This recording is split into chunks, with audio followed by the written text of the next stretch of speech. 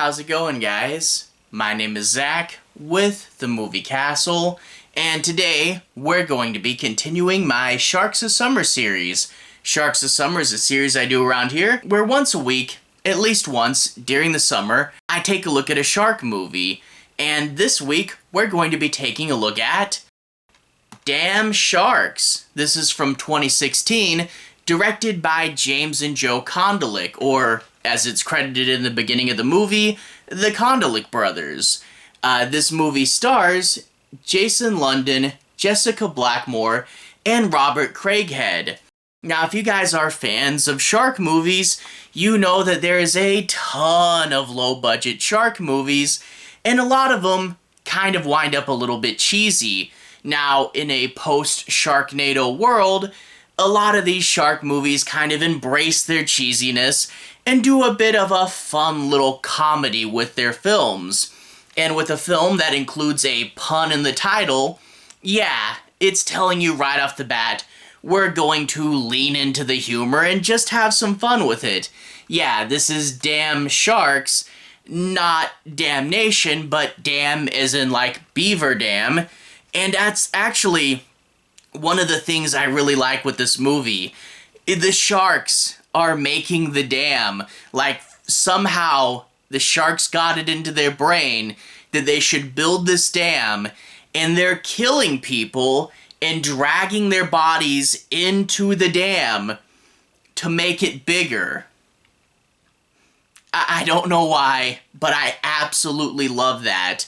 In regards to the humor, it does play pretty well throughout the whole movie. A lot of the characters get good jokes. This is actually, there's a corporate retreat on this river, and in turn you get a lot of like out-of-touch corporate type characters, and you get some fun gags with them, but also a fair amount of good sequences. Like, there's a cool zipline sequence in this, and the movie builds to a pretty fun finale. They actually have a bit of a budget to actually do things. There are a few practical moments with the sharks, however they are mainly digital, and while the digital sharks aren't amazing, they do a good enough job at showing you the gag, and they're on screen for actually quite a while, so an effective enough way of showing the sharks that they can afford and put it on screen for a good bit. There is actually some fun shark fighting in this movie, and I can't say that about every shark movie. So overall, it does a fairly good job. I will say, with the characters though, is it starts off with a bit too many, and the movie does get stretched kind of thin at the beginning, and in turn, your main characters, like the main couple on the corporate retreat, they don't have terribly much to do at the beginning, and they'll actually just be like sitting on a log for a fair bit. Like, the movie will just place them there and then move on to other people. And at the corporate retreat, there is a fair amount of red shirts, just cannon fodder characters, but we do spend a little bit too much time with them. We do that to get some good gags out, but we'll spend a bunch of time with these characters and then they'll just get eaten really quick, and I'm like, wait, there was not really much of a point to all that. I also want to say with this movie, I don't like that some of the deaths feel kind of random. Like, at any point in this movie, a big shark can just leap fully out of the water, grab someone, and pull them under, and in turn, it doesn't make it where the deaths feel like it's skill or the characters earning their survival, when it just feels kind of random. If a big shark can do a backflip and kill you, it's just, yeah, it feels a little too random and unearned. But flaws aside, I do really like this movie. A lot of low-budget shark movies can get boring and not much happens. Here, stuff happens. The characters in general are likable enough to be willing to follow them, and they do keep both the action and the humor coming out at a steady and effective pace. Overall, it doesn't reinvent the wheel. It's not the funniest movie I've ever seen, or, you know, even a classic or anything. But if you guys are shark movie fans, if you like low-budget horror comedy, I will say this is pretty effective. It's a pretty decent shark movie B-side, and I can definitely recommend it to you shark heads out there. Anyway though, in order to analyze this further, let's take a bit of a look at the plot. I'm not going to be doing any major spoilers, but I do want to take a moment to dig down and analyze and talk about what works and doesn't. I don't have to ruin the end to do this, but let's take a moment and dig a little deeper. We open up with a pretty fun sequence where this woman who's the sheriff has noticed a big dam being built across the river. And she says, this is really odd for beavers to do this. I think it's out of season. I don't know why this is happening. So she sends in a diver to investigate. And the diver finds body parts wedged in the dam. And then he finds out why when sharks show up and eat him. The sheriff lady barely gets out of there. And she goes to the closest guy, who's this like prepper character who just wants to be left alone and is living on the river to get away from everybody. And she says, look, I dropped my radio in the water. I know you don't have a phone. And besides, we're out in the middle of nowhere. Who would even really be able to come and help us? We gotta take care of this. We gotta go down the river. We gotta save as many people as we can and then figure out how to stop the sharks. Okay. Good enough. These two are mainly the plot-heavy characters. They're the ones that know the situation early on and are trying to help. And they do bounce off each other pretty well, you know, get some humor out of the fact that this guy is a loner, prepper, grumpy old man. And we even have moments where, like, the sheriff references that she has seen Sharknado, so it's a little bit self-aware and funny there.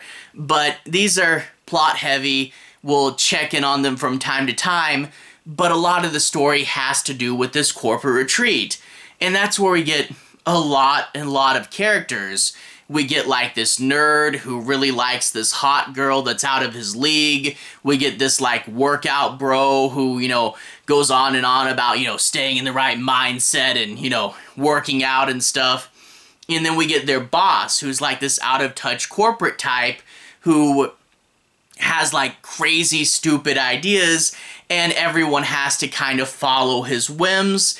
He's got quite a few jokes behind him there, but the main characters in the corporate world are going to be this slacker guy and this woman who's a publicist.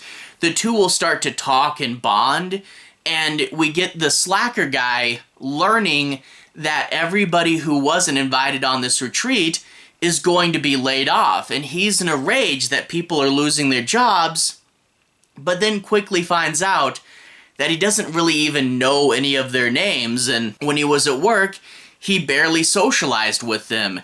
And I really do like this revelation for him, the idea that you're enraged now, but how much did you really care about these people beforehand? It's an interesting idea I haven't seen brought up much, but also is going to be something that kind of forces him to come out of his shell and take more responsibility, especially when the sharks come. As I did hint at earlier though, some of these characters, while we get some good gags out of them, they do spread the movie a little thin, and I get getting the gags, but yeah, sometimes we'll spend a bunch of time with some of these characters on the corporate retreat. We'll think their plot is going somewhere, and then a random shark jumps out of the water and eats them, and you're like, well, okay, what was that about? Just getting some jokes in there? And I wish it meshed better together. I wish it was woven a little more tightly. And I mean, to be honest, the couple at the corporate retreat and the sheriff and the old man don't even really meet until close to the end of the movie. But as I said earlier, they do a good job of keeping the sharks on screen, and especially towards the end, they do a fun job trying to keep the gags going. There is a fair amount of actual shark fighting in this movie, which is definitely not in every shark movie, and there's a fun action-heavy sequences with some explosions and stuff, so it does build to a pretty good ending, and overall, I did like this movie. Again, not the biggest and best thing ever, and definitely has some flaws, but as far as a low-budget shark comedy movie goes, they get a fair amount done, and I will say this is amongst the better of the shark B-sides. It's not a classic like Jaws or anything, but it's a fun movie, and I definitely recommend it to the right crowd. Anyway, though, to everyone who's watched so far, thank you for watching. To everyone who's liked and subscribed, thank you. You really are helping the channel out. I'll leave a relevant playlist on the bottom. This should be my shark movies playlist, where I've talked about a ton of shark movies. I've talked about Jaws and Open Water, another fun shark comedy, Trailer Park Shark. If you guys want to see me talk about more shark movies, this playlist is getting a little bit long, so there is a lot there to watch. Anyway, have a good day. I'll see you guys again very, very soon. Relevant playlist on the bottom. Have a good day now.